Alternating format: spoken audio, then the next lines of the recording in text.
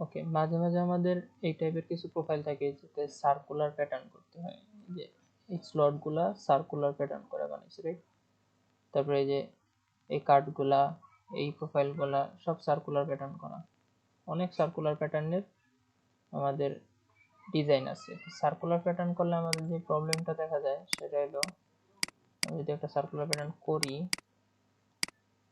আমি একটা স্লটই করি। ওকে, এর আগে ডাইমেনশন দিয়ে একে ডিফাইন করে নিই আমরা 100। একেও ডাইমেনশন দিয়ে দিই আপাতত 5 6। আমার স্কেচটা আপাতত ফুলি ডিফাইন্ডই আছে। তো আমরা চাইতেছি একে সার্কুলার প্যাটার্ন করব। সিলেক্ট করে আমরা করলাম সার্কুলার প্যাটার্ন। এখানে হইতেছে আমরা ইনস্ট্যান্স বাড়ায় দিতে পারি। ওকে, তো সার্কুলার প্যাটার্ন করার পর কিন্তু আমাদের আন্ডার ডিফাইন্ড হয়ে গেছে এবং এগুলা নীল দেখাইতেছে। এটাকে ফুলি ডিফাইন করার জন্য যে কাজটা করতে হবে সেটা হলো অরিজিনে এইটার একটা সেন্টার আছে অবশ্যই, এই সেন্টারটা আসলে ডিফাইন্ড হয়নি, তো অরিজিন থেকে সেন্টারটা টাইনা বের করতে হবে।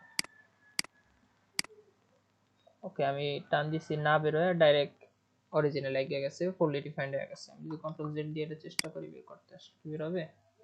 মাঝে মাঝে বের হয়, মাঝে মাঝে বের হয় না। আমি আরেক এর মাঝখানে আরেকটা জিনিসও শিখিয়ে দিই। সাপোজ ওটা তোমার অরিজিনে ছিল দেখে সার্কুলার প্যাটার্নটা এখানে হয়েছে, আমার যদি এইখানে একটা প্যাটার্ন দরকার হয়, একে আপাতত ডিফাইন করে নেই।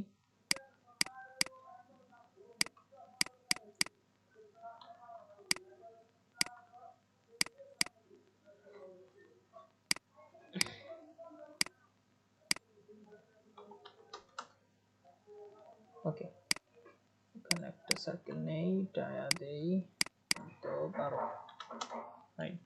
আপাতত আমার ফুলি ডিফাইন্ড। একে আমার যদি সার্কুলার প্যাটার্ন করতে গিয়ে সিলেক্ট করে সার্কুলার স্কেচ প্যাটার্ন, এখন দেখো প্যাটার্নটা কই হইতেছে, অরিজিনের সাপেক্ষে পুরা জায়গায় হইতেছে। আমার লাগবে এই পয়েন্টে, তো আমরা প্যারামিটারের এই পয়েন্টটা এখানে একটা ক্লিক করে একে ডিলিট করতেও পারি, নাও করতে পারি, প্রবলেম নাই।